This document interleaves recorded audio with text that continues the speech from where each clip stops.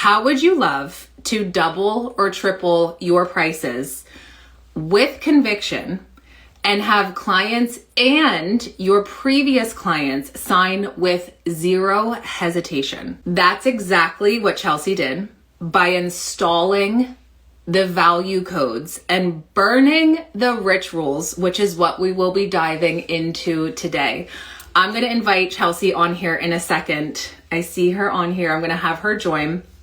And Chelsea is the founder of the Emotional Archeologist, and she guides women to alchemize their pain into their purpose, to become the courageously expressed woman. And Chelsea is going to share with us how she knew that she was undercharging. She was undercharging for 2 years, and the internal shifts that she did to allow this to happen, to really finally double her prices. And so I'm going to have Chelsea come on here. I wanted to really focus on how so many of us see and are told, just raise your prices. Just raise your prices. That's all you need to do, is just raise your prices. And we find so much resistance in that because we're not giving ourselves permission to raise our prices because we aren't yet seeing our value. And when you're not bought into you, others aren't bought into you. So that is what we're going to talk about today. I'm going to bring Chelsea on right now. Here she is. There we go. Love. Hi.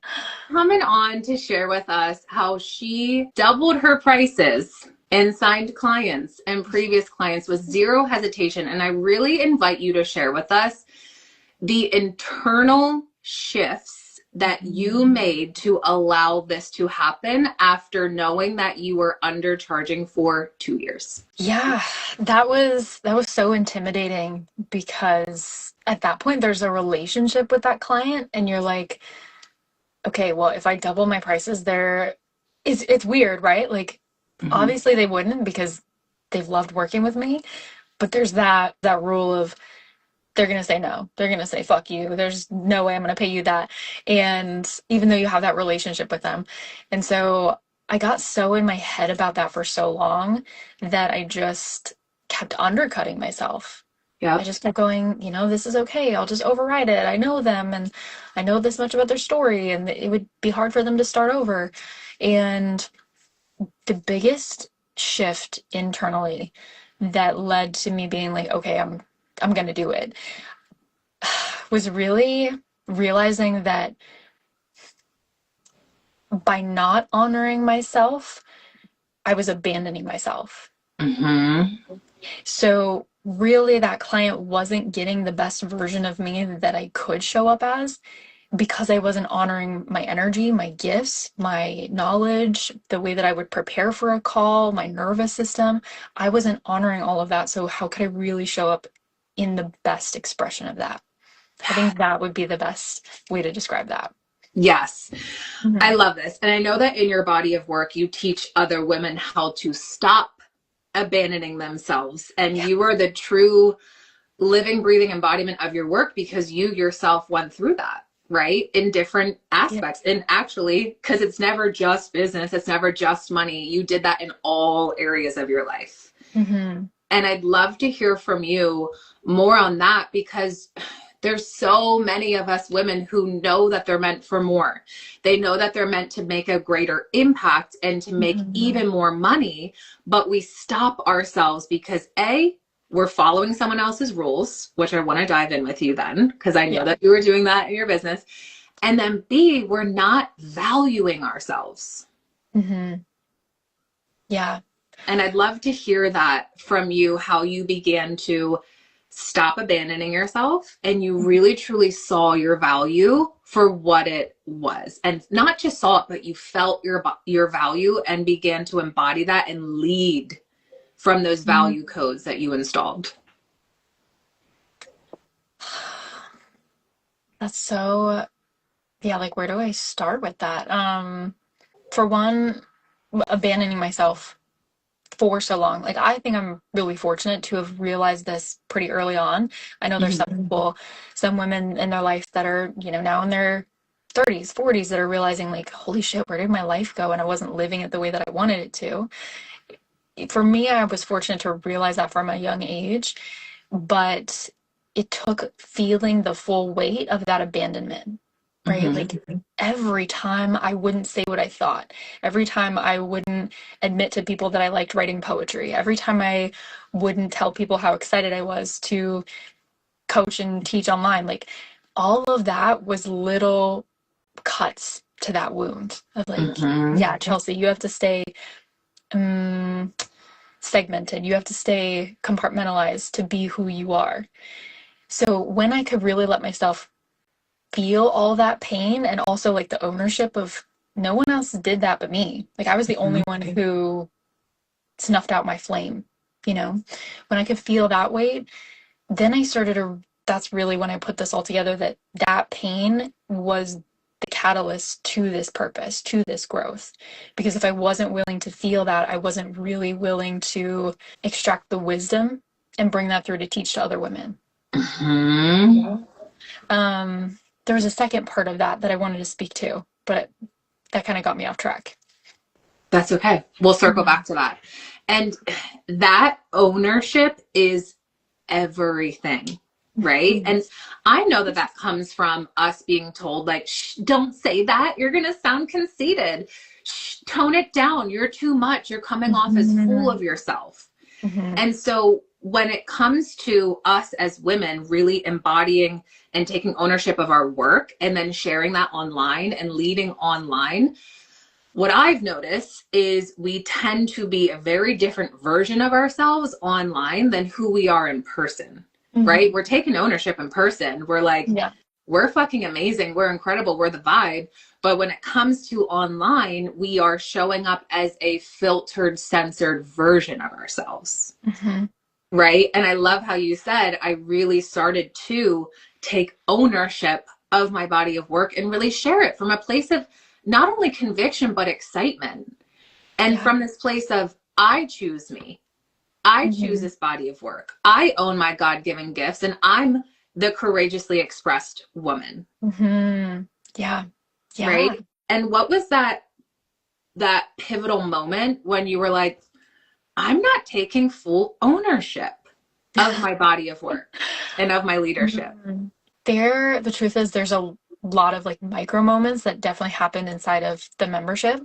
But I joined it at a time where I was questioning my value, where I was questioning my worth. And I was like, okay, maybe this is the thing that's going to reflect back to me the work I need right now, right? Or is like, this is going to be the thing that ultimately solidifies my confidence in myself. And I can definitely say you mirrored that back to me a lot, because I experienced this really high and then coming down this really low. And that's when I had found your program and I was like, all of this is aligning with exactly where I'm at. And I'm trying to think if there's like one moment where I was like, I'm done. I'm not gonna do this anymore. I don't know if there was one specific moment, but in the little micro moments that led to that, you mirrored back to me like, Chelsea, you're actively choosing not to see how fucking awesome and brilliant you are. That's really what it was.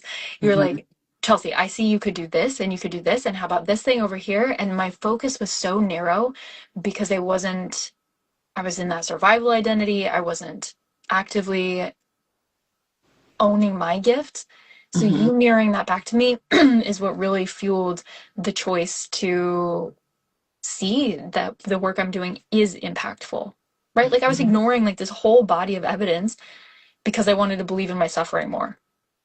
Yes. Yeah. Oh, I love how you say that, because it's so true. We can choose.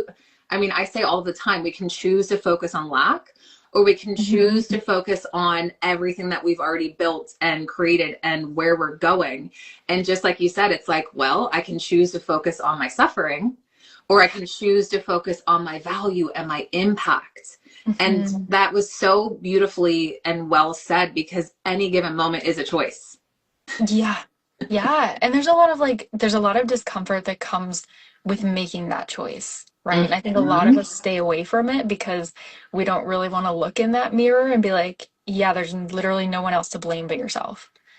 And you can easily get stuck in that trap of blame. So that's where I like to say, okay, this is ownership, right? I'm not going to Mhm. stay here and why did you do this and why didn't you do this for so long and you kept yourself, stuck in this dynamic for too long. Yeah. So rather, if I'm taking ownership, I can say, yeah, I was the only one that made that choice. And that's freeing. Yes, it is so freeing when you Mhm. see your value, when you choose to see yourself, and when you lead from there, right? And you know that because Mhm. I saw you in real time, seeing your value, seeing your worth, taking ownership. And Mhm. I remember when you said you were like, "This is the most excited I felt in my business for such a long time." I'm like, "Yes," Yeah. because you're leading your way. Hmm. Yeah. That Yeah. was a huge moment. And you gave me that permission to let go of the things that were feeling heavy, right? Because I Mhm. think we also believe we have to hang on to what's worked. That's what it was. You were talking about like taking other people's rules. So I was hanging on to doing things a very specific and certain way, and that wasn't working anymore, but I didn't want to admit that didn't align with who I was. And I'd made that choice in the past to do that, and that was out of alignment. So I wouldn't Mhm. want to admit to myself now that that was out of alignment back there. Yep. Mm-hmm. Exactly. Mm-hmm. Yes. And I watched you because I can see what rules we're following. I can feel where we're making things. And when I say we, I mean you are making things harder for yourself. And I'm like, you're following a rule. You're like, what do you mean? No, I'm not. This is how Mm-hmm. I want to run my business and structure. And I'm like, do you though? Do you Mm-hmm. actually enjoy this? Is this actually fun for you? And I remember you being like, no, I actually don't like this at all. I don't Mm-hmm. enjoy running my business this way at all. Yeah. Mm-hmm. And I Yeah. want to hear about that because that was a huge ritual that you burned and you rewrote and truly restructured your entire business Mm-hmm. your way and not her way. Yeah. Oh gosh. I think it can be a really slippery slope when you're starting to own your gift and your brilliance and come into that purpose to do it. It's so funny. I just had this conversation, so this is really aligned. Um, one of my clients was just telling me, I gave her a suggestion about some content I would love for her to make because it's kind of edgy for her. And she said, okay, I posted it here, but now I'm getting ready to post it to Instagram and I'm frozen. I can't, Mm. I don't want to do it. I can't do it. And so I started to kind of poke and ask what that was about. And she was like, well, I can't stop seeing her doing it this way and like getting into that comparison trap. And I said, the only reason that you're comparing your work to hers is because you've already seen her post it and get validation or praise, or it was safe for her to be seen in that. So it's safer to take her route than it is your route. You have to carve yours out and you can't know if you're going to be safe. Hmm. And then when I heard myself say that to her, I was like, oh my God, that was what I did in my business for so long. I did it everyone else's way because it did work for them. And that was a way to secure safety or some kind of certainty. But it wasn't really ever me. It wasn't really ever my choice. So I was just like taking on all these other different roles and again, abandoning myself because I didn't trust my way. Yes. Mm-hmm. Mm. I love that. Mm-hmm. And now that I'm thinking about it, I'm like, you know what? When you came into Rich Coded, you were already going viral. You were having Mm-hmm. like massive viral posts. And here's the Yeah. thing that's so important is that when we're creating content for validation of this needs to go viral, I need the likes, I need the comments. It's like you were already having that. And I need everyone to know just because you go viral, it's not going to make you feel even more valuable or valued if you're not valuing Oh my yourself. It gosh. will not, it does not. No. And oh my God. I don't think that I wanted that, but some part of me must have manifested that. It actually made all of my shit come to a head so much faster. Like that video went viral. I wanted to quit my business. I wanted to hide under a rock. I wanted to never be seen again. I was like, all right, this is it. I'm going to burn everything. Because then I could really see that, one, I wasn't ready for that kind of exposure. Like, there were a lot of fundamental things that were shaken by that kind of visibility. But two, now looking back at that video, it wasn't even like super in alignment with what I was trying to say. And sometimes I'm like, man, maybe I should delete that video. I should just pretend like that thing never happened. But it's such a beautiful lesson for me to learn from, that the things that are meaningful to me may never go viral, but I'm posting them because they're meaningful to me and they make my business my business. And that's what matters. It's meaningful to me. It makes my business my business. And I know that it's going to impact the lives of those who it's meant for.